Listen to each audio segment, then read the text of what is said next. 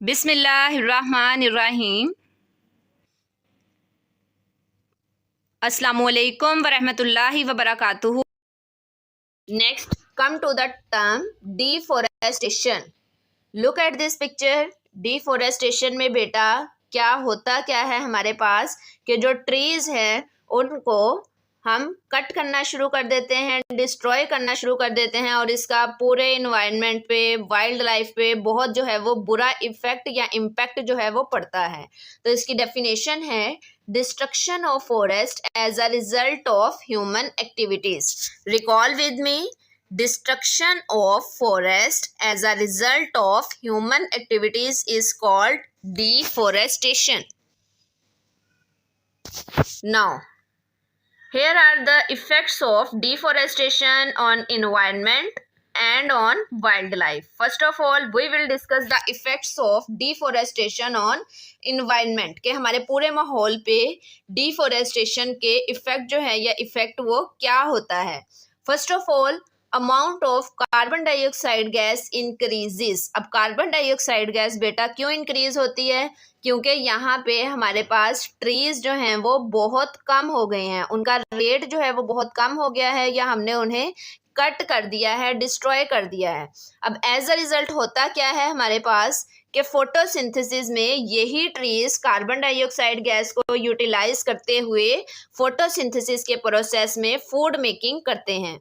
अब जब यहाँ पे ट्रीज ही नहीं है तो कार्बन डाइऑक्साइड गैस जो है वो यूटिलाइज नहीं होगी, तो एज अ रिजल्ट वहाँ पे कार्बन डाइऑक्साइड गैस की अमाउंट जो है वो इंक्रीज करना शुरू हो जाती है और उसके नतीजे में ग्रीन हाउस इफेक्ट और ग्लोबल वार्मिंग ये दोनों जो हैं वो इंक्रीज होते हैं और उस जगह का या उस एरिया का जो टेम्परेचर है वो बहुत ज़्यादा हाई हो जाता है, जो कि हमारे लिए अनफेवरेबल कंडीशन है। Look at this picture. अब यहाँ पे फॉरेस्ट की कटिंग जो है वो दिखाई गई है और एज अ रिजल्ट हमारी जो अर्थ है उसका टेम्परेचर जो है वो इंक्रीज हो चुका है।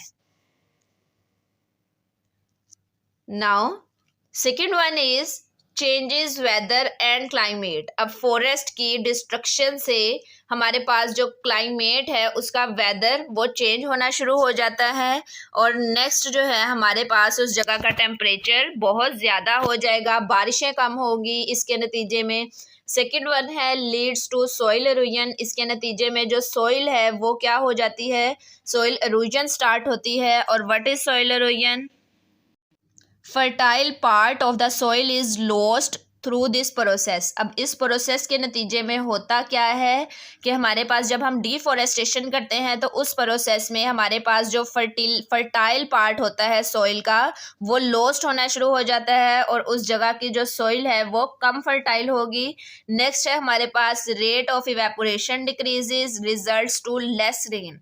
और हमारे पास जब डिफॉरेस्टेशन होती है तो उस जगह पे बारिशें जो हैं वो बहुत कम होती हैं।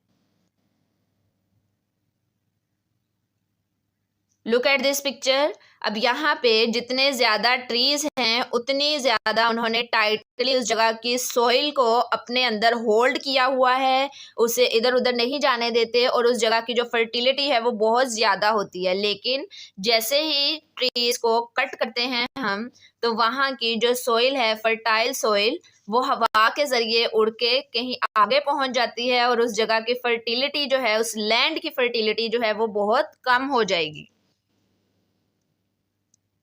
Now wild life. अब हमने इफेक्ट्स पढ़ने हैं डिफॉरेस्टेशन के वाइल्ड लाइफ पे। अब वाइल्ड लाइफ बेटा किसे कहते हैं? जंगली हयात को कहते हैं और जंगली हयात में हमारे पास प्लांट्स भी आ जाते हैं और एनिमल्स भी आ जाते हैं। Non cultivated plants and non domesticated animals are collectively called wildlife. अब यहाँ पे प्लांट्स और एनिमल्स के साथ एक वर्ड यूज किया गया है, प्लांट्स के साथ बेटा वर्ड यूज किया गया है नॉन कल्टिवेटेड, यानी हमने खुद से उन्हें कल्टिवेट नहीं किया हुआ।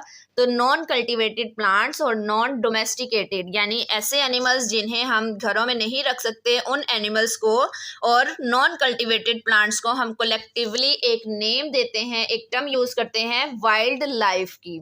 तो अब हम देखते हैं कि वाइल्ड लाइफ पे इसका बेटा क्या इफेक्ट होता है।